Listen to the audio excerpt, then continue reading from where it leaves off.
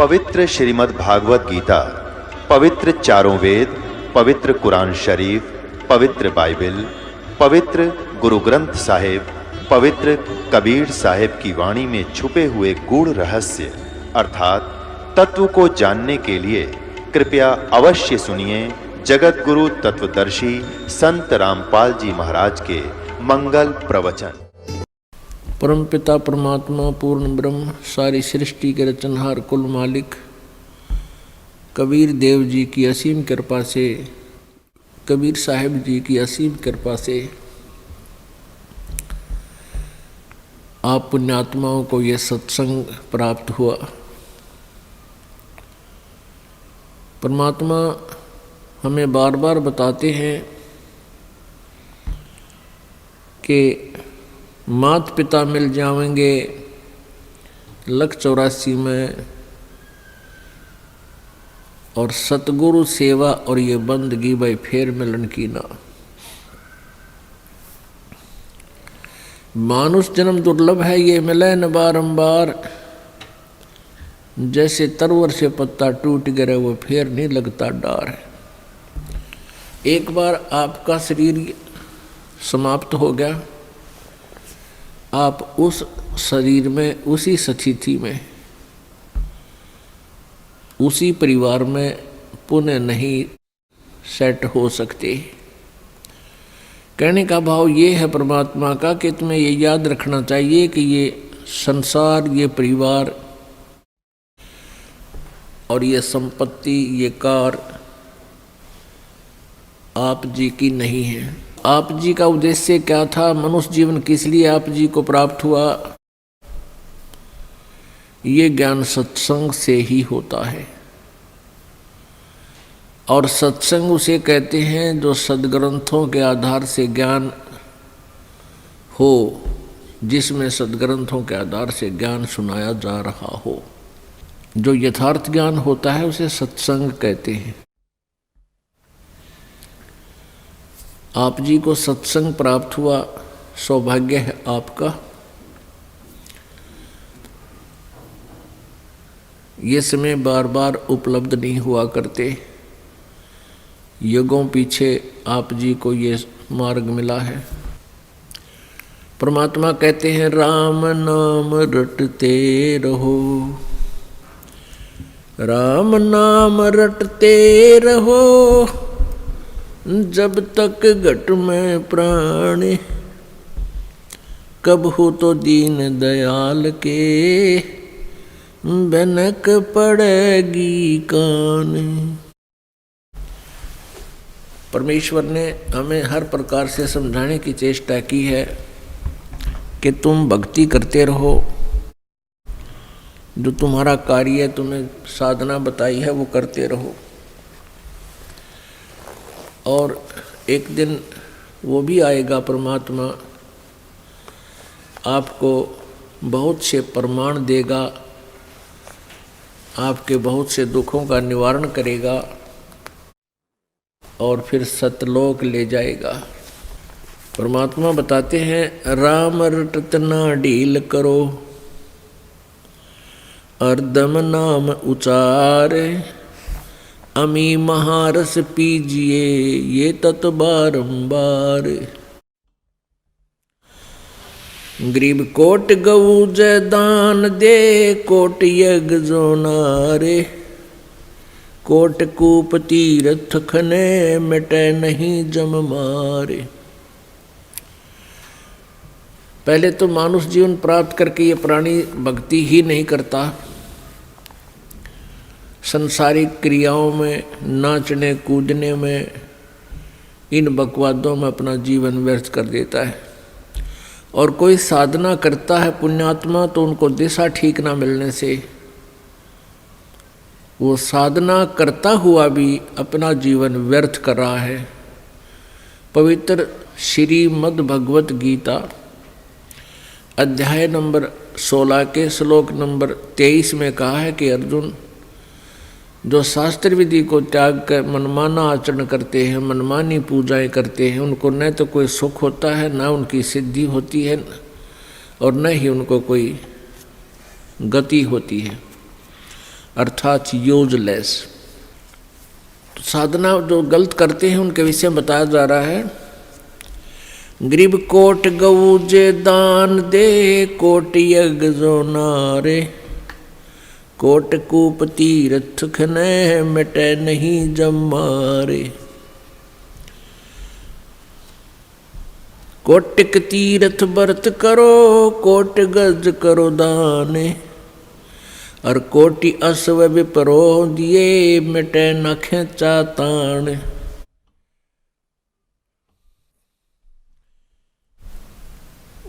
Coat गऊ जय दान दे, इन ऋषि महर्षियों ने, नकलियों ने गौ दान का बहुत महत्व बता रखा था। परमात्मा कहते हैं एक गौ के दान की तो बात छोड़, करोड़ गौ दान दे, और कोट ये धार्मिक भंडारे करे, यज्ञ कर दे, और कोट करोड़ से ये कुएं बनवा दे, और ये बाग बगीचे बनवा दे, मिटे नहीं खेचा ताने, मिटे नहीं जब मार। यम की जो मार है ये तुम्हारी समाप्त नहीं होगी, कर्म का दंड समाप्त नहीं होगा। कोटिक तीर्थ व्रत करो, और कोट गज कर दाने, कोटि अश्व विपरो दिए, मिटे न खेचा ताने। सत साधना के बगैर, सत साधना के बिना ये अन्य पूजाएं, अन्य कितना ही दान धर्म आप करते हो, आपकी जन्म मृत्यु और 84 लाख योनियों की ये भ्रमणा भटकना नहीं मिट सकती। गरीब ऐसा निर्मल नाम है, ये निर्मल करे शरीर, और ज्ञान मंडलीक हैं, चकवे ज्ञान कबीर। कहते हैं और जो ज्ञान आप जी को प्राप्त है, कोई हवन यज्ञ ही करता है, कोई स्वाध्याय ही करता रहता है।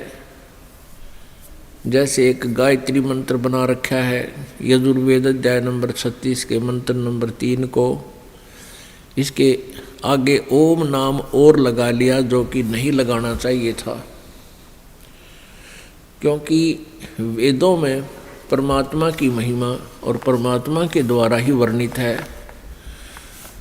तो उस परमात्मा के लिखे हुए में, परमात्मा के द्वारा दिए गए हम ज्ञान में कोई अपनी तरफ से कोई तिगड़मबाजी करते हैं तो हम उसको बिगाड़ रहे हैं, खराब करते हैं।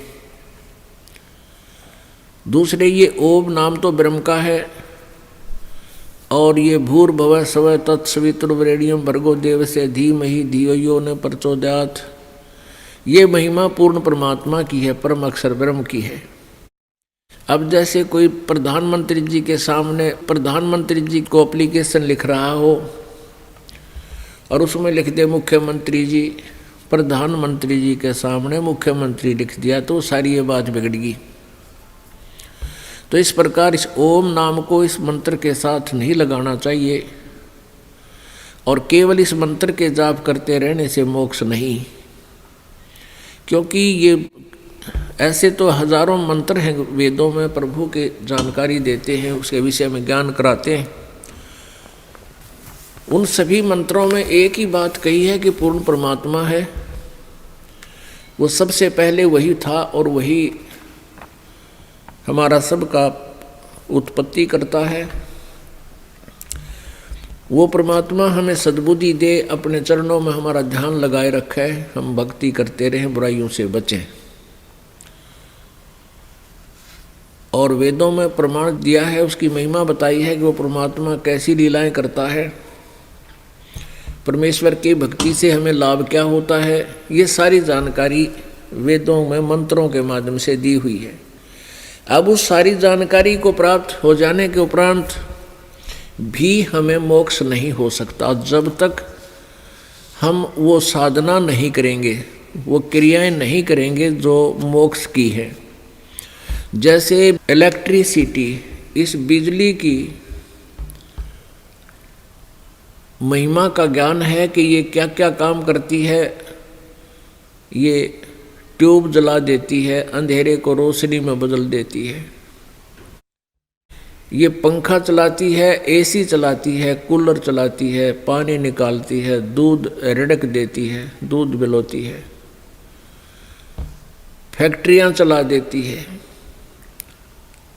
ये तो है जानकारी इस बिजली की। और इस जानकारी का कोई श्लोक बना ले, कोई चाहे कविता बना ले और उस कविता को डेली गा ले, रोज पढ़ ले, उससे लाभ क्या होगा? केवल इतना लाभ होगा कि हमें ये ज्ञान होगा कि बिजली में गुण क्या है, वो क्या काम करती है। जब तक हम बिजली का कनेक्शन नहीं लेंगे तो बिजली लाभ दे को नहीं। तो वो बिजली का कनेक्शन उस महिमा से अलग प्रोसीजर है, अलग से एक तरीका है। उस प्रोसीजर को अपना करके हम फिर बिजली का कनेक्शन लेना चाहिए। और कनेक्शन मिलने के बाद जो गुण हम बिजली के रोज पढ़ा करते, सुना करते, वो गुण हमें मिलने लगे। ऐसे ही वेदों में, गीता जी में, पुराणों में परमात्मा की महिमा बताई गई है। और उनको रोज पढ़ते रहने से केवल इतना लाभ होगा कि हमें प्रभु के गुणों का ज्ञान रहेगा कि परमात्मा ये करता है, परमात्मा ये करता है, अंधे को आँख देता है, कोढ़ी को काया देता है, रोगी को स्वस्थ बनाता है, निर्धन को धन दे देता है और मोक्ष करता है, जन्म मृत्यु से रहित करता है। तो ये गुण है भगवान के। इनको एक बार पढ़ो, चाहे 2 बार पढ़ो, चाहे 100 बार पढ़ो, अच्छी बात है, भगवान के गुणों का जानकारी बनी रहे। लेकिन उसका प्रोसीजर नहीं अपनाया कि कैसे वो मोक्ष करेगा, कैसे हमारे रोग नाश करेगा, कैसे हमारे पाप कर्मों का नाश करेगा। वो तरीका अलग है। पूर्ण संत की खोज करे। पूर्ण संत वही होगा जो 3 मंत्र का नाम जाप देगा। ओम तत्सत, ओम तत्सत, ये सांकेतिक मंत्र है। ओम तत्सत, ओम तत्सत, ये ऐसे नहीं जाप होता। ओम ब्रह्म का जाप है, ये तो सीधा बिल्कुल ठीक है। लेकिन तत् और सत ये गुप्त मंत्र हैं, ये कोड वर्ड हैं, सांकेतिक हैं, वो मंत्र अन्य है। इन तीनों मंत्रों के जाप से पूर्ण परमात्मा की प्राप्ति होगी। और जो पहला मंत्र आपको दिया जाता प्रथम बार, वो हमारा यहाँ से काल के लोक से ऋण उतरेगा। और फिर हम जब तक इस संसार में रहेंगे, संसारिक सुख सुविधाएं, आध्यात्मिक ये भौतिक सुख सुविधाएं हमें इन्हीं प्रथम मंत्र से मिलती रहेंगी। और दूसरा और तीसरा वो सारनाम, ये हमें मोक्ष प्राप्ति कराएगा। तो क्या बताते हैं? तो वो तीनों नाम प्राप्त करके परम संत से फिर वो भक्ति करने से मोक्ष होगा। प्रभु के जो गुण हम सुनते थे वो रोज प्राप्त हो गया आपको। गरीब ऐसा निर्मल नाम है, निर्मल करे शरीर, और ज्ञान मंडलीक है, चकवे ज्ञान कबीर। ऐसा निर्मल नाम है और निर्मल करे शरीर, और ज्ञान मंडलीक है, और चकवे ज्ञान कबीर। एक ऐसा मंत्र है, ऐसा नाम है जो हमारे पाप कर्मों को समाप्त करके हमारे शरीर को, आत्मा को, सूक्ष्म शरीर को निर्मल कर देता है। अन्य ज्ञान जो आज तक आप सुना करते थे, वेदों का, गीता जी का, कुरान और पुराण का, ये एक मंडलीक है। मंडलीक माने अक्षेत्रीय ज्ञान है, ये कुछ सीमित ज्ञान है। और चकवे ज्ञान कबीर, चक्रवर्ती ऑल राउंड ज्ञान जो है वो परमेश्वर कबीर जी द्वारा दिया गया अध्यात्म ज्ञान है। ऐसा निर्मल नाम है ये निर्मल करे शरीर, और ज्ञान मंडलीक है, मंडलीक, डिविजनल। और चकवे ज्ञान कबीर, कबीर परमेश्वर जी द्वारा दिया गया वो सच्चिदानंद घन ब्रह्म की वाणी में, कबीर वाणी में जो ज्ञान है वो चक्रवर्ती ज्ञान है, ऑल राउंड ज्ञान है और ऑल ज्ञान है। जैसे गीता जी अध्याय नंबर 4 के श्लोक नंबर 32 में कहा है कि जो 25 से लेकर 31 तक साधनाओं का जो वर्णन किया गया है, इससे भी और अन्य साधनाएं विशेष विस्तार के साथ सच्चिदानंद घन ब्रह्म की वाणी में, ब्रह्मणे मुखे सच्चिदानंद घन ब्रह्म की वाणी में विस्तार से कही गई है। और उनको तू कर्मों से यानी काम करते करते, हठ योग नहीं, अपनी क्रियाओं से करने से वो सफल होती हैं, संपन्न होती हैं और फिर वो तो सभी कर्मों से मुक्त हो जाता है। उस ज्ञान को जो सच्चिदानंद घन ब्रह्म की वाणी में है, चौथे अध्याय के 34वें श्लोक में कहा कि उस ज्ञान को तू तत्वदर्शी संतों के पास जाकर समझ, उनसे सुन। इससे सिद्ध है कि गीता जी का ज्ञान भी डिविजनल है, मंडलीक है, ओवरऑल ज्ञान नहीं है, कंप्लीट नॉलेज नहीं है। इसी प्रकार यजुर्वेद अध्याय नंबर 40 के श्लोक नंबर 10 से लेकर 13 तक तत्वदर्शी संत से ही जानकारी प्राप्त करने के लिए कहा गया है कि वही कंप्लीट नॉलेज आपको बताएगा। इससे सीधा है कि वेदों का ज्ञान भी इनकम्प्लीट है, डिविजनल है, ये ऑल राउंड नहीं है।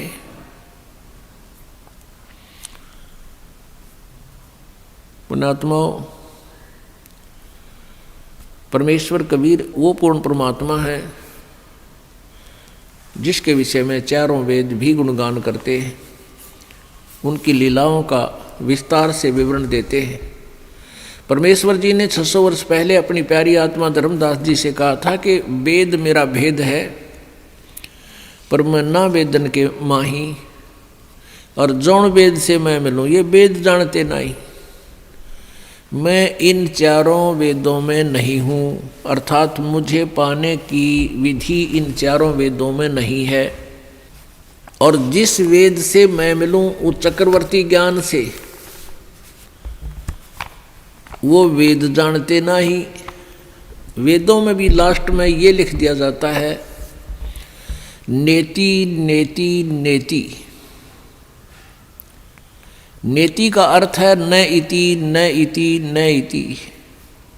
इति माने अंत, कि हमने जो वर्णन कर दिया उस परम पिता परमेश्वर का, वो इतना ही नहीं है, वो और भी है।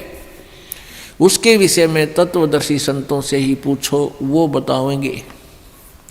तो यहाँ उसके विषय में बताया है कि ऐसा निर्मल नाम है, निर्मल करे शरीर, और ज्ञान मंडलीक हैं ये चकवे ज्ञान कबीर। जैसे अभी बताया, कोट गऊ जय दान दे, कोट जग जो नारे, और कोट कूप तीर्थ खने, मिटे नहीं जम मारे। कोटिक तीर्थ व्रत करो, और कोट गज कर दाने, गज माने हाथी, और कोटि अश्व विपरों दिए, मिटे न खेचा ताने। यानी जो साधनाएं, जो क्रियाएं आप जी कर रहे हो, इससे जन्म और मृत्यु का ये दीर्घ रोग नहीं समाप्त हो सकता।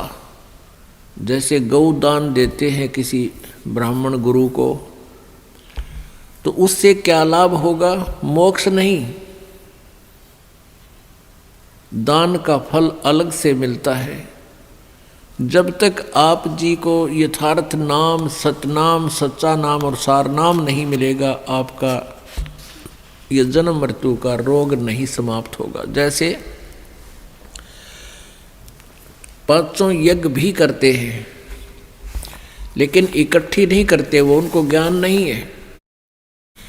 एक यज्ञ है धर्म की, दूसरी यज्ञ है ध्यान, तीसरी यज्ञ हवन की, चौथी यज्ञ प्रणाम, और 5वीं यज्ञ है ज्ञान की। इनमें से कोई तो धर्म यज्ञ करता है, जैसे किसी का लड़का हो गया गणेश दिन में, और गांव जमा दिया, हो गया धर्म भंडारा। कोई केवल हवन यज्ञ ही करता है, स्वाहा स्वाहा, बस हो गया, होगी भक्ति। और कोई मेडिटेशन लगाता सुबह शाम। परमात्मा कहते हैं झूठा ज्ञान, और ध्यान कहाँ लाओ, थारा ज्ञान न नकली है, फिर ध्यान क्या पे लगा रहे हो तुम? ये वाद विदा चतुराई, ये तो दुनिया को मूर्ख बना रहे हो तुम। और यदि ध्यान अभ्यास करते हैं हठ योग से तो वो तप बन जाता है। तप से राज्य प्राप्त होता है। राज्य प्राप्त करके ये प्राणी निरे पाप इकट्ठे करता है। अगले जन्म में वो फिर 84 लाख योनियों में और नरक में दुख उठाता है। कहते हैं शास्त्रों में लिखा कि तपेश्वरी सो राजेश्वरी। तपेश्वर यानी जो घना तप करता है वो ज़्यादा समय तक राज्य करता है। और तपेश्वरी सो राजेश्वरी, राजेश्वरी सो नरकेश्वरी। और जितना घना राज करेगा वो घने दिनों तक, ज़्यादा दिनों तक नरक में ठोका जाएगा, उतना ही ज़्यादा उसका नरक तैयार होगा। किन राजाओं का जो भगवान से डरने वाले नहीं, यथार्थ भक्ति नहीं करते। यदि भगवान से डरने वाला राजा हो और सत साधना करे और फिर वो अपने राजकाज में किसी को सतावा नहीं, दंड नाजायज दे नहीं, तो उस राजा पे भार नहीं बनता, क्योंकि वो भगवान से डरने वाला होता है, वो अन्याय अत्याचार नहीं कर सकता।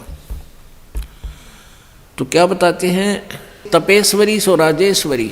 तपेश्वर माने जो घना तप करने वाला, सबसे मुखिया, उतना ही ज़्यादा शासन करेगा, उतना ही ज़्यादा उसको राज्य होगा।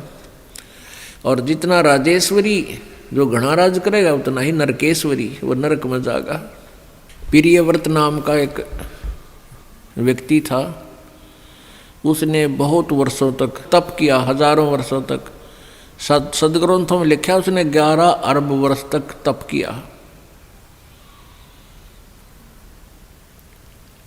और फिर 11 अरब वर्ष तक ही उसको राज्य मिला। आप इस चक्कर में ना पड़ियो कि अभी 11 अरब वर्ष तक कैसे जीव आदमी। ये परमात्मा का जो अध्यात्म ज्ञान है, ये जीव की पहुंच से बाहर है।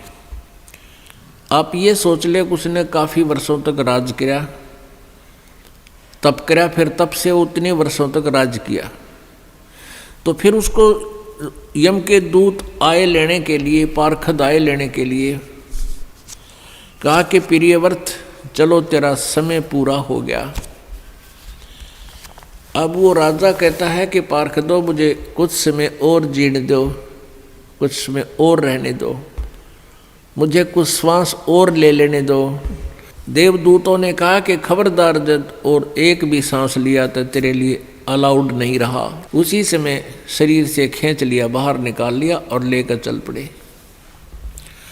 धर्मराज के दरबार में जाकर धर्मराज ने पूछा कि भाई कुछ कमा के लाया कि खाली आया। वहाँ जाकर प्रियव्रत को पता लग गया था कि मनुष्य जीवन जिस उद्देश्य से मिला था वो काम बना को नहीं। कहने लगा जी खाली आया और कहा मुझे कुछ समय और दे दो, मैं भक्ति करूँगा, बकवाद नहीं करूँगा। अब धर्मराज ने कहा भाई मैं तो सत का राज करूँ हूँ, जिसा जिसने किया उसा फल देता हूँ, मैं ना घटा सकूँ ना बढ़ा सकूँ, ना तो फिर दोबारा मनुष्य जीवन नहीं दे सकता। तने 11 अरब वर्ष तक तप कराया था, इतना इतना राज कर लिया। और ये जो भक्ति करनी थी इसमें कोई सांस भगवान के नाम पर तने लाया को नहीं। अब नरक में जा बेटा, ठोक दिया ठाके, वहाँ कोई ना सुनता। एक तपस्वी था, उसने एक शिला पर बैठकर, पत्थर पर बैठकर काफ़ी वर्षों तक तप किया। तप करके जब वो वापस दरबार में आया तो न्यायाधीश ने पूछा, उस धर्मराज ने पूछा, धर्मराय ने पूछा कि भाई तपस्वी अदल करूं कि फजल करूं। अदल मीन न्याय और फजल मीन रहम। तो तपस्वी ने कहा कि मैं न्याय चाहूंगा, कि मैंने तो तप कराया है डट के। कहने लगा न्याय करो। धर्मराज ने पूछा कि तूने जो तप किया था किस चीज के ऊपर बैठकर किया था? कि शिला पर। वो शिला तेरी है या मेरी? धर्मराज ने पूछा जिस शिला पर बैठकर तूने तप किया था वो तेरी है या मेरी? अब न्यू कह मेरी है तो लिया क्यों नहीं ठा के सिर पे? ने बोला ना आपकी है। अब मेरी शिला पर तूने बैठकर तप किया, अब बेटा उसका तू मुझे फल दे, उसका तू फल भोग। उसका प्रतिफल क्या? कि उस शिला को इतने ही वर्षों तक सिर पर रख ले, ये है मेरा न्याय। जैसा कर्म वैसा भरण, जैसा करेगा वैसा ही भरेगा। अब उसको सिर पर धर ले और जा सर्प की योनि धार, और इतने वर्षों तक सर्प बनकर उस शिला के नीचे रह। मेरा यो न्याय हो जाएगा, अदल हो गया तुझा।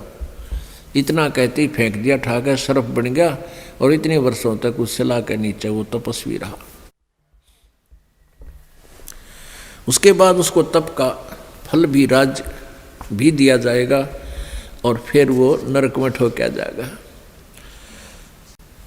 तो क्या बताते हैं? कोटि कूप तीर्थ खने, कोट गऊ जो दान दे, कोटि यज्ञ जो नारे।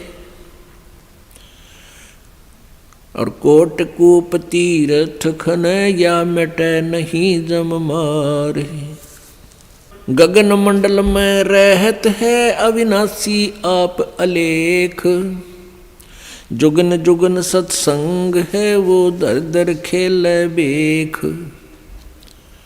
वो परमात्मा नाना प्रकार के रूप बनाकर पृथ्वी पर आते रहते हैं, वैसे वो सतलोक में ऊपर गगन मंडल में रहता है वो भगवान।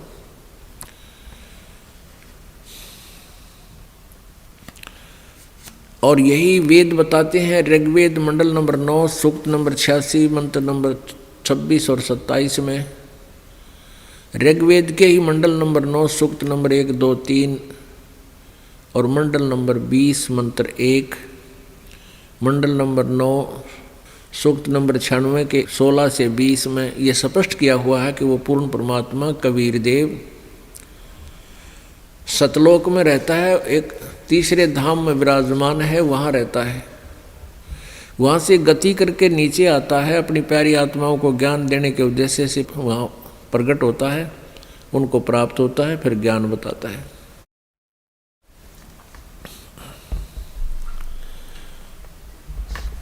और यही परमात्मा, यही गरीबदास जी ने आंखों देखा कबीर परमेश्वर का ज्ञान वर्णन किया है।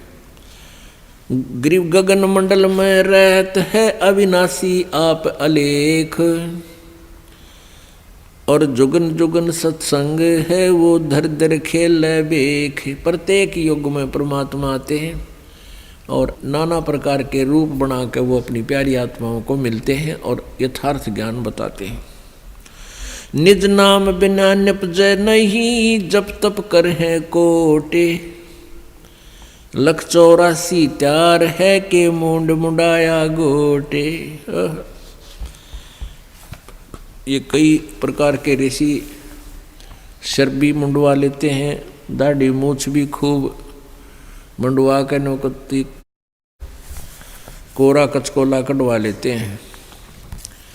परमात्मा कहते हैं भक्ति बिना बात ना बने, इस ऊपर के दिखावे से आडंबर से कोई लाभ नहीं।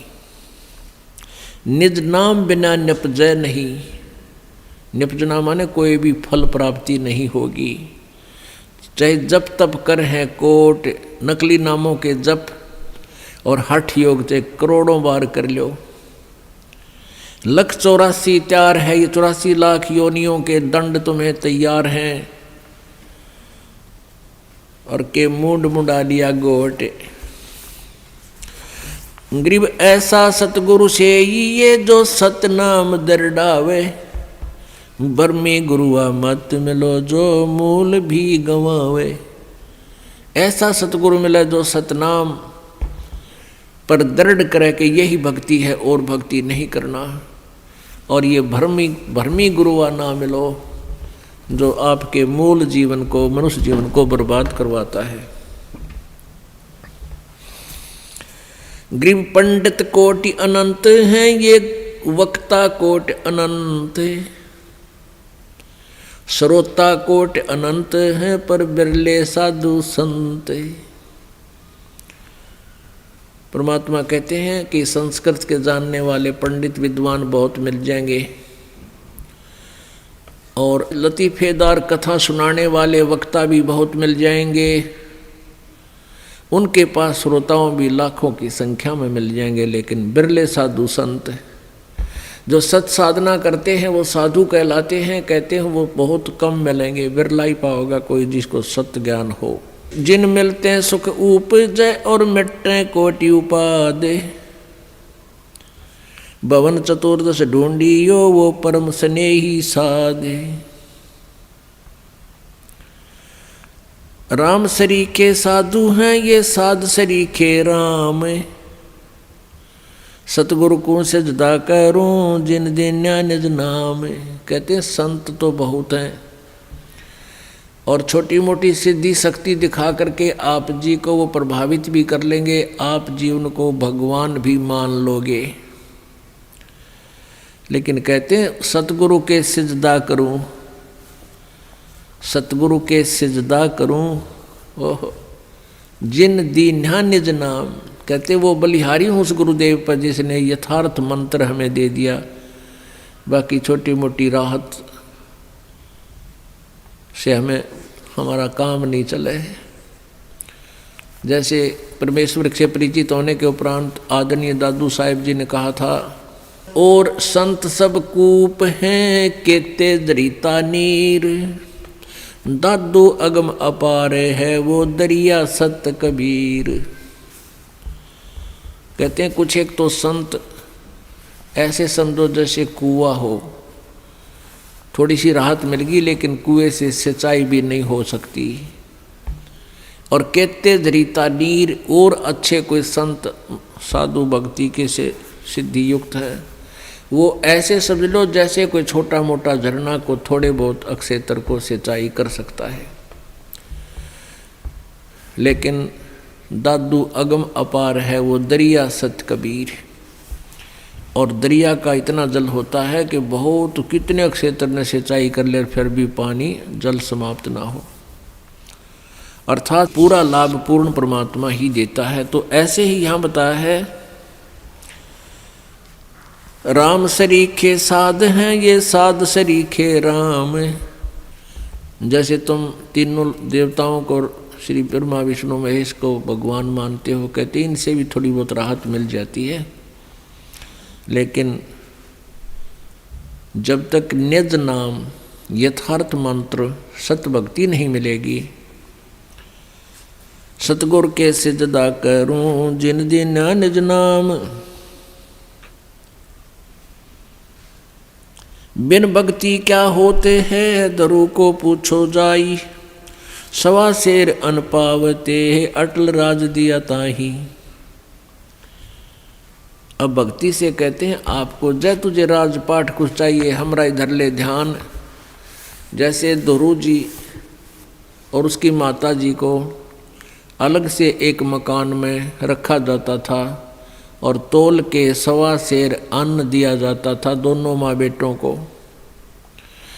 फिर दोरू ने अपनी माँ से प्रश्न किया कि माँ, ये मेरे पिताजी को राज किसने दिया है? क्योंकि उसकी मौसी जी ने, दोरू की मौसी ने दोरू जी को उसके पिताजी के गोडों से, जो उनमें बैठा था उनके गोद में, गोद से छीनकर बाहर फेंक दिया था, लात मार दी थी कि तू यहाँ नहीं बैठ सकता।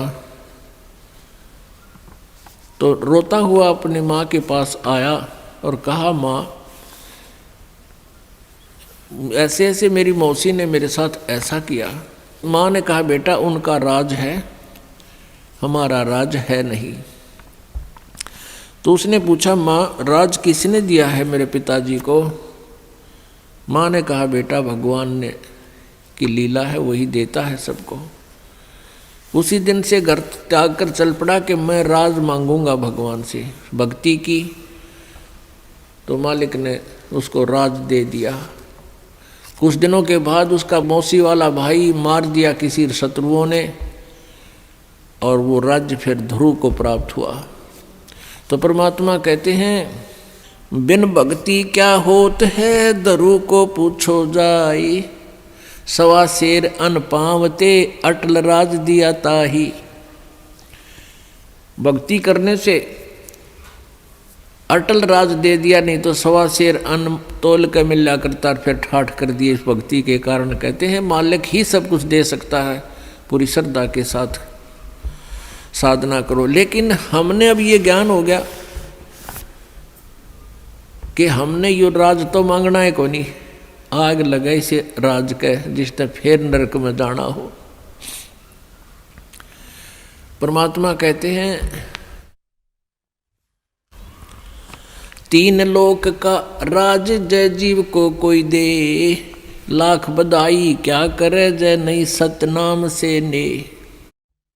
यदि जिसके पास सतनाम नहीं है, चाहे उसको तीन लोक का भी राज मिले, कहते के बधाई गावे ही तो नरक की तैयारी कर ली। बिन भक्ति क्या होत है, भावे काशी क्रोत ले, मिटे नहीं मन वासना बहुविध भरम संदेह। भक्ति बिना क्या होत है, ये भरम रहा संसारे, रति कंचन पाया नहीं रावण चलती बारे। ओह, परमात्मा कहते हैं पंदी छोड़ कबीर जी, और उन्हीं से प्राप्त ज्ञान को गरीबदास जी बता रहे हैं कि भक्ति बिना क्या होता है, यो भटक रहा संसार। और रति कंचन, 1 ग्राम सोना भी नहीं प्राप्त हुआ, रावण चलती बार। सर्व सोने की लंका थी वह रावण से रणधीरम, एक पलक में राज बिराजी जम के पड़े जंजीरम। सारी सोने की लंका बना रखा था, महल सोने की, जैसे हम गारा की ईंट बनाते हैं ऐसे सोने की ईंटें बना बना के उसने महल बना रखे थे। ओए होए, लेकिन सत भक्ति की नहीं। भक्ति तो की उसने, तमोगुण भगवान शिव की, लेकिन पूर्ण परमात्मा की, परम अक्षर ब्रह्म की साधना नहीं की। उसके विषय में कह रहे हैं कि सत भक्ति बिना क्या होता है, ये भरम रहा संसार। और रति कंचन, रति माने 100 ग्राम भी, रति कंचन, कंचन मीन सोना, स्वर्ण, गोल्ड। रति कंचन पाया नहीं रावण चलती बार, जाते समय 1 ग्राम भी सोना लेकर नहीं गया और फिर नरक में ठोका गया। गरीब धना भगत की धोन लगी, बीज दिया जिंदा ने, सूखा खेत हरा हुआ काकर बोई जाने। अपने आत्मा परमात्मा से जो अनहोनी होती हैं और हुई हैं, अब भी हो रही हैं, ये उन्हीं को होती हैं जो सत भक्ति करते हैं, परम संत की शरण में रहते हैं और सच्ची लगन से साधना करते हैं। और पूर्ण परमात्मा कबीर देव ही सबकी, जैसी कोई भक्ति साधना कर रहा है उसकी लाज वही रखता है। गीता जी अध्याय नंबर 15 के श्लोक नंबर 16-17 में बताया है कि क्षर पुरुष और अक्षर पुरुष ये 2 प्रकार के प्रभु हैं। ये नाशवान हैं दोनों के दोनों, और इनके अक्षेत्र में, इनके राज लोक में जितने भी प्राणी हैं वो भी नाशवान हैं। जीव आत्मा सबकी अमर है। फिर 17वें श्लोक में बताया है 15वें अध्याय के गीता जी में कि उत्तम पुरुष तु अन्य परमात्मा इति उदारते, यह लोक तरम आविश्य विवर्ती अवैश्वर है। वो श्रेष्ठ परमात्मा वास्तव में भगवान जो है वो तो इन दोनों से और है, सरपुरुष और अक्षर पुरुष है, और वही तीनों लोकों में प्रवेश करके सबका धारण पोषण करता है, यानी उसी से सब कुछ होता है, वही सब कुछ है। जैसे पौधे को, पेड़ को जड़ से, मूल से आहार प्राप्त होता है, उसमें जो भी फिर आगे विकास हो रहा है वो आहार से ही हो रहा है। भाई इतना ही समझना काफ़ी है बुद्धिमान के लिए। तो कबीर परमेश्वर से ही सबको पावर शक्ति जैसी कोई साधना किसी प्रकार की कर रहा है, उस परमेश्वर से ही उसका वो शक्ति मिल रही है और वो उसी प्रकार की प्रोग्रेस उसकी हो रही है। तो धन्ना भक्त ये किसान था, जाट जाति में था, राजस्थान के अंदर। ये बहुत ही श्रद्धालु भक्त था, परमात्मा में इतनी आस्था थी, दया, बहुत दया थी, धार्मिकता उनके अंदर बहुत ज़्यादा थी। उसकी धर्मपत्नी बहुत ही नास्तिक टाइप थी, वो भगत जी को काफ़ी बाधा पैदा करती थी भक्ति मार्ग में।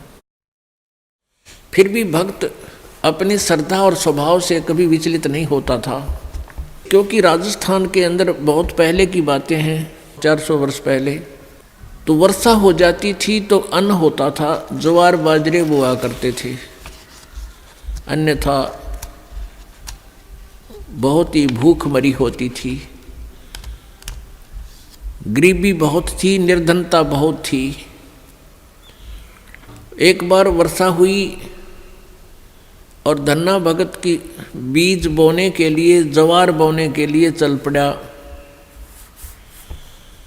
रास्ते में 4 संत भगत आ गए और भगत को देख करके भगत प्रणाम करते हैं, गदगद होते हैं, बैल खड़े कर लिए, वो जो ऊंट था वो खड़ा कर लिया और हाथ जोड़ कर प्रणाम किया, नमस्कार हो संतों को, राम राम कही और कुशल मंगल पूछा भगत ने। तो उन भक्तों ने बताया कि कुशल काहे की है भगत, 4 दिन हो गए रोटी नहीं खा ली, 3-4 दिन हो गए कोई अन्न नहीं मिला, हम ऐसे तीर्थ यात्रा पर जा रहे हैं। अब धन्ना भगत जी ने सोचा 4 दिन हो गए रोटी नहीं खाई, ये मरेंगे, निढाल हो रहे हैं बिल्कुल। कहा ले ये ज्वार खा लो। ज्वार थी, बीज बोन गया था, वह ज्वार रखती भूखे मरे थे, मार गए गले, फटाफट खा गए सारी ने। अब भगत ने सोचा ज्वार तो खा ली भगतों ने और बीज ना बोया तो पड़ोसी लोग जाके घर में बताएंगे, पड़ोसी किसान, कि आपके खेत में बीज क्यों नहीं बीजा तुमने, और फिर मेरी पत्नी है वो मेरा सिर खावेगी, लड़ाई करेगी। उसने कंकर उठा ली, कहीं से ही कंकर इकट्ठी कर ली खेतों से और वो डाल ली थैले में, और जैसे और किसान बीज बीजे थे ऐसे डाला सारे का और उसके ऊपर का हल चला के आ गया। अब कुछ दिनों के बाद क्या हुआ कि अन्य पड़ोसियों के तो ज्वार उगगी और भगत जी के खेत में ये मतीरे तुम्बे, ये मतीरे से मोटे मोटे हुआ कर ये तुम्बे उग गए, जो सीताफल जितने बड़े बड़े हुआ कर तुम्बे। अब एक पड़ोसन ने जाके उसकी पत्नी से कहा, धन्ना भगत की पत्नी से, उससे पूछा कि तुमने ज्वार नहीं बीजी थी क्या? धन्ना भगत की पत्नी ने कहा क्या मतलब? कि आपके खेत में तो वो तुम्बे मतीरे अपने आप उग गए हैं, वो तो आप उग गया करे, वहाँ बोने नहीं पड़ते राजस्थान के क्षेत्र में। कहने लगे आपने कुछ बीजे नहीं रखा, उसमें तो निरा कुबाड़ जाम गया, वो तुम्बे पैदा हो गए, नर्रे इतने पड़े हैं बिना गिनती के, इसे मोटे मोटे। अब उसने सोचा कि भगत मार गया डंडी दिखे। धन्ना भगत की पत्नी ने सोचा भगत जी कर गया गड़बड़ और इसने बीज भी किता दान में दिया होगा। अब उसने सोची एक बार खेत देख कर आऊँ, पाछे मगज मारूंगी इसके लिए। अब वो खेत में अपने पति से कहने लगी कि खेत में जाके आऊं, मैं ज्वार देख के आऊं। भगत जी बोलिया है को नहीं। भगत जी को तो पता था वहां क्या मिलेगा। अपना चुप बैठा, और वो भगत धन्ना भगत जी अपने मित्रों के साथ उसी से मैं बातें करता था, भक्ति की चर्चा। जब हुआ कि तक खेत खात में चली जाया करती, वह खेत में गई, उधर से अपने भक्तों के भगत आगे उड़े बैठे बैठे भगवान की चर्चा कर रहे हैं, आंखों में आंसू आ रहे हैं। और वह भगतनी आव है कति लाल पीड़ी हुई है, जान गया भगत आ गई या तो भाई करड़ाई। अब देखी जाएगी, जो होगा ही होना तो है ही। और वह कहकर एक मतीरा तोड़ जाई, तुम्बा इतना बारा मोटा सिर पर धरी नो, अब इसका सिर में मारूंगी। आकर ने बोली, भगत जी खेत में बीज ज्वार बो का आया था। भगत जी न्यू कर ली नाड़ तले ने,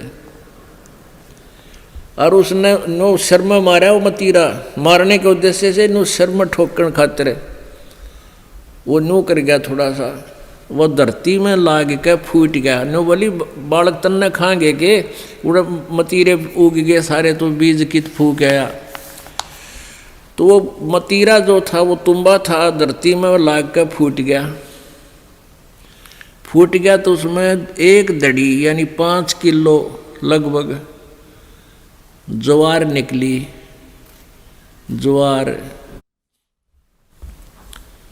अब एक बार तो अब भगत जी की तरफ देखा, वो नौकरे पड़ा था, एक तरफ देखा ज्वार का ना, अक्तुम्बे में तो ज्वार निकल आई। और वो न्यू बार बार देखा है, भगत जी ने भी देखा कि मैं शांत होगी के चक्कर है। उन्हें देखा तो तुम्बे में तो ज्वार निकल रही है। तो भगत ने 100 शुक्र मनाए, परमात्मा करड़ाई टाल दी। या ज्वार ने रोए थी या दड़ी ज्वार आपने दे दी। इतने में फिर अब उसके मन में न्यू आई कि कदे और भी तुम भी ज्वार पाओगी। फिर तो ले कर चद्दर और ले कर मोगरा डंडा बाज ली, वहाँ बिछा ली चद्दर और मतीरा दरा डंडा मारा, न उठा के फेंक दे, परल दे ही ज्वार निकला।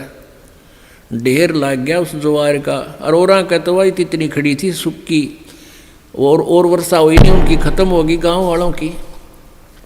और भगत के उस खेत में तुम ब्या मत ज्वार निकला, दुनिया देखना हुए। युवा भगतनी एक गठड़ी और ठा के चाल पड़े। जब वह 3-4 गठड़ ले आई, 3-4 अपना जितनी उस खेत में होनी थी उगनी, यानी जिसमें निपज होनी थी उपज, उतनी ज्वार जब आ ली, भगत जी ने बोले वो और मत लाइए, अपनी आ चुकी है और इसको बांट दे सारे गांव में, सबके बालक भूखे हैं। ने बोली क्यों, मैं सारी ले आऊँगी। वह ले आई ठाठा गए। फिर जो भी गिठड़ी लाए वहाँ तक ताबा बोझ मरती, वहाँ खोल ला उसके वो बूमड़ा हो जाए, उसके फूल वो बन जाए छिलका, ज्वार ना रहे। वह 1-2 गिठड़ी तो लाई, फिर बैठ गई। अगियो अच्छा चाड़ा हुआ। तब धन्ना भक्त ने कहा, भाई बाकी की ज्वार भगवान ने आप सबके लिए दी है और अपने हिसाब की ले जियो, जिसने जितनी चाहिए, और सबको बांट दे। तो परमात्मा कहते हैं ये मालिक ऐसे ही किया करता है, तो हम सच्ची लगन लगावें। परसों एक बहन आई रेवाड़ी साइड की, वह 10-8-9 वर्ष से नाम ले रही थी। उसका पति नाम नहीं ले हुआ था, वो गुटी छुट्टी लावा था। फिर उसने वो तकलीफ होगी, कोई बीमार सिमार हो गया, उसने भी नाम ले लिया। वो नाम लेकर गए थे, वो अकेला वो ले गया था, और वह पत्नी उसको दिलाकर नाम लेकर गई थी। वो पहले से लिए हुई थी नाम, उसकी पत्नी। वो ना मान्या करता पहले बिल्कुल भी। वो बीमार सिमार सा हो गया, फिर नाम ले लिया। उसके पति ने 1700 रुपये रखे थे, गरीब सा काम, बिल्कुल निर्धन से है। और 15 नोट थे 10-10 के 150 रुपये उन 1700 में। तो उसकी पत्नी को कुछ पैसों की आवश्यकता थी। भगत ने कहा कि वहाँ से उठा ले, 1700 रुपये रखे हैं। तो उसने देखा वो 1700 तो रखे थे, उसने थोड़े से चाहिए थे, 100-200 निकाल लूँ। तो उसमें देखा तो 1700 तक होना, वो जो 10-10 के नोट थे वो 1-1 हज़ार के बन गए। वो 15,000 रुपये तो वो 150 रुपया के हो गए, और बाकी वो जो 1700 का जोड़ अलग रह गया, 1450-1500 वह न्यारी। तो वह कहने लगी भगत ने, अकाइयत ने के दिखाऊं, क्या देख के कर दिया परमात्मा ने, हमारे गुरुदेव ने, कबीर परमेश्वर ने के कर दिया कि ये तो घने रुपये हो गए, 15,000 हो गए, ये तू 150 बताओ था तो 1500 है बोला। वो कहने लगा हमारे 15,000 तो मैंने देखे को नहीं है, कई साल हो गए, 15,000 कितना है कि देख ले के हो गया यूँ। तो भगत ने कहा है कि तुम्हें घने दिन पहले की नाम ले रही है, गुरुजी ने के बारे में आप ही ज़्यादा जानते हो, मन तैयबा नाम लिया है, ये के कर दिया हमारे घर पे, यानी तू ही ज़्यादा जान सकती है आपके भगवान के बारे में। तो पुण्यात्मा हुआ बेबे फिर यहाँ पैसे लेकर आई, पाठ करवाया। ने बोले जी ये वो नोट कति नए कति जानो ये गड्डी में काट के लाए, ऐसे 5 नोट उस बहन ने दिए यहाँ पर। तो पुण्यात्माओं पहले तो एक उदाहरण धन्ना भगत जी का आज तक गुणगान किया जाता है, और यहाँ परमेश्वर कबीर जी की कृपा से, उस परम पिता परम अक्षर ब्रह्म की रजा से, या गिनती नहीं इसे चमत्कारों की।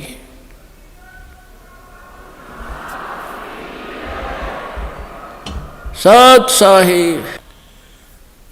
तो पुण्यात्माओं ये वो परम शक्ति है और आपकी वो परम भक्ति है जिससे ये इसे काम तक आप होया करें।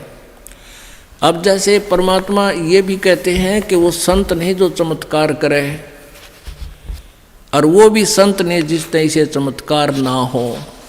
बताओ दोनों बात, कि एक तो न्यू का जातर न्यू हो जाएगा, वो संत नहीं, वो ढेर आदमी है। और जिस संत से उपदेश लेने के बाद ऐसे पेटे नहीं भरे, इस प्रकार की रजा नहीं बख्शी गई, तो वो भी संत नहीं है। यानी संत ये नहीं कहता तरह होंगे, लेकिन वो क्रिया ऐसी बता देता, वो हंग होंगे, अपने आप होंगे, ना चाहते हुए भी होंगे। ऐसे बहुत से प्रमाण हैं। ये वो परमात्मा है पूरी पृथ्वी का सोना बना दे, पर फिर रोटी कितने खाएंगे। ये सब कुछ दे सकता है आपको, लेकिन फिर आपका आड़े जी लाग जाएगा। इसलिए इतना ही देते हैं जिससे तेरा काम चला रहे और परमात्मा की याद बनी रहे। परमेश्वर हमें याद दिलाते हैं, आप पे आरती, आप पे साजे, आप पे किंगर, आप पे बाजे। अपने ऊपर ही उदाहरण देकर कहते हैं, साईं इतना दीजिए जिसमें कुटुंब समावे, और हम भी भूखे ना रहे, अतिथि न भूखा जावे। और कहते हैं कि इस सुख के माथे पत्थर पड़ो जो नाम हृदय जावे, और बलिहारी उस दुख के जो पल पल नाम रटावे। परमेश्वर कहते हैं कि ऐसा सुख भी ना मांगियो जिस तो भगवान तो भूल पड़े। आग लगे इसे सुख का जो भगवान तो दूर करे, और बलिहारी उस दुख का जो भगवान याद दिवावे। हे परमात्मा ऐसा दुख भी दिए रखना जिससे तेरी याद बनी रहे। गरीब धन्ना भगत की धुन लगी, बीज दिया जिन दान, सूखा खेत हरा हुआ वा काकर बोई जाने। अब वो खाली खेत हरा हो गया, खाली कांकर बोक आए थे और मौज मचा दी भगवान ने। इसलिए परमात्मा कहते हैं, राम रसायन पीजियो यो अवसर यो दावे, पीछे फिर पछताओगे फिर चला चली हो जावे। परमात्मा बंदी छोड़ कहते हैं भाई भक्ति करा करो गणी गणी। और ये समय ये दाव फिर नहीं लगेगा। मनुष्य जीवन की प्राप्ति, ऊपर से वो सही भक्ति मंत्र भक्ति की साधना प्राप्त होना, ये एक दाव लग गया आपका। और पाछे फिर पछताओगे जब चला चली हो जाए, मरते नौकेंगे ठाओ ठाओ चलो चलो, कहते फिर पछताओगे यहाँ से। गरीब कहता दास गरीब है, बांदी जाम गुलाम, तुम हो तैसी कीजियो ये भक्ति ही रंबर नाम। गरीब भूमि बड़ो भरोसा डूबे हैं, ये कल्पत हैं दो दीन, सबका सतगुरु कुल धनी, मगर भयालो लीन। अब क्या बताते हैं गरीबदास साहिब जी के भूमि भरोसा डूब रहे हैं, भटक अपनी भक्ति नष्ट कर रहे हैं, और कल्पत हैं दो दीन, हिंदू और मुसलमान ये दोनों धर्म ये भटक रहे हैं, मार्ग से दूर चले गए हैं, और सबका सतगुरु कुल धनी, मगर भयो लोलीन। भूमि भरोसा डूबते हैं, जैसे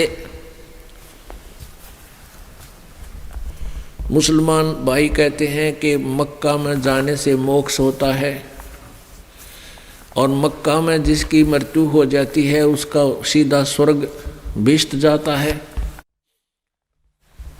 परमात्मा ने बहुत से उदाहरण दिए हुए हैं, और पंडित लोग कहा करते थे ब्राह्मण हिंदू धर्म के गुरु कि जो काशी शहर में मृत्यु को प्राप्त होता है वो सीधा स्वर्ग जाता है, और जो मगर मृत्यु को प्राप्त होता है वो गधा बनता है, वो नरक जाता है। परमात्मा कबीर जी परमेश्वर जी स्वयं जब तत्वदर्शी संत की भूमिका करने आए हुए थे बनारस में काशी में, तब कहा करते थे कि पुण्यकर्मी प्राणी और सत साधना करने वाला भक्त वो कहीं पर भी शरीर छोड़े, कहीं पर भी उसकी मृत्यु हो, वो अपनी भक्ति की कमाई से अपने इष्ट के पास चला जाता है, वो नरक नहीं जाता। और दुष्कर्मी प्राणी सतभक्ति ना करने वाला भक्त चाहे कहीं पर भी काशी मरो चाहे मगर मरो वो सीधा नरक में जाता है। लेकिन ये बात उन काशी के पंडितों के गले नहीं उतरे थी। इस भ्रम को मिटाने के लिए परमेश्वर जी कबीर जी ने कहा कि भाई मैं मगर में शरीर छोड़ूंगा, मैं मगर में शरीर छोड़ूंगा, और पंडितों तुम मेरे साथ चलो, और थारे ये पत्रे वत्रे ज्योतिष जातिष सारी इकट्ठी कर ला लियो तुम, और बता दियो फिर यहाँ उपस्थित लोगों को कि मैं कहाँ गया हूँ, ईमानदारी से बताना। मैं जो साधना कर रहा हूँ वो सत साधना है। परमात्मा एक लीला करने आए थे, उदाहरण देने आए थे और भ्रम मिटाने आए थे। काशी में क्या कर रखा था इन नकली गुरुओं ने, ब्राह्मणों ने, इन दुश्मनों ने हमारे साथ क्या कर रखा था? झूठ ऐसा बहका रखा था हमारे पूर्वजों को कि जो काशी में मरता है वो सीधा स्वर्ग जाता है। तो श्रद्धालु व्यक्तियों ने, जिनके पास कुछ धन अच्छा था, धनी लोगों ने, विशेषकर वैश्य कुल के लोगों ने, वाणियों ने उन ब्राह्मणों की बात को बहुत महत्व दिया। उनके बुजुर्ग कहने लगे बेटा हमारी मृत्यु तो होनी है, यदि हमारा काशी में कुछ दिन निवास हो जाए लास्ट में तो हमें स्वर्ग मिल जाएगा, गुरुजी बताते हैं। तो उन भक्तों ने सोचा भी माँ बाप ने सारी उम्र हमारे लिए बहुत कुछ किया है और अंत के समय में इनको काशी में कोई किराए पर मकान लेकर नौकर छोड़ जाएंगे, ये वहाँ मृत्यु को प्राप्त हो जाएंगे, गुरुजी के वचन भी सुनते रहेंगे और इनका कल्याण हो जाएगा। ऐसा करना शुरू कर दिया। फिर उन गुरुओं ने केस स्कीम बनाई कि ये बहुत ज़्यादा उनके श्रद्धालु आने लागे और बाहर कमरा लेंगे, तो उनके लिए उन्होंने कहा कि तुम ऐसा करो हमारे पास ही छोड़ दो अपने माता पिता को, जो इनका खर्चा दो हमें दे दो, हम इनकी सेवा कर दिया करेंगे, यहाँ भक्ति भी करते रहेंगे, हमने भी खर्चा अपनी रोटी बनानी है, इनको भी बना दिया करेंगे। अब लालच में वह आफत मोल ले ली उन पंडिता ने।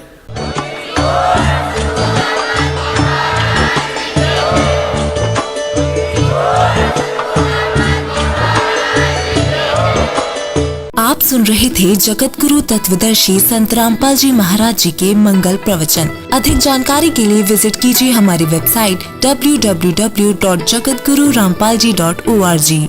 संत रामपाल जी महाराज जी के शुभ आशीर्वाद से पूरे विश्व भर में 500 से भी ज्यादा नाम दीक्षा केंद्र हैं, जिन पर संत रामपाल जी महाराज जी द्वारा ऑनलाइन निशुल्क नाम दीक्षा दी जा रही है। अपने नजदीकी नाम दीक्षा केंद्र का पता करने के लिए संपर्क करें 8222880541।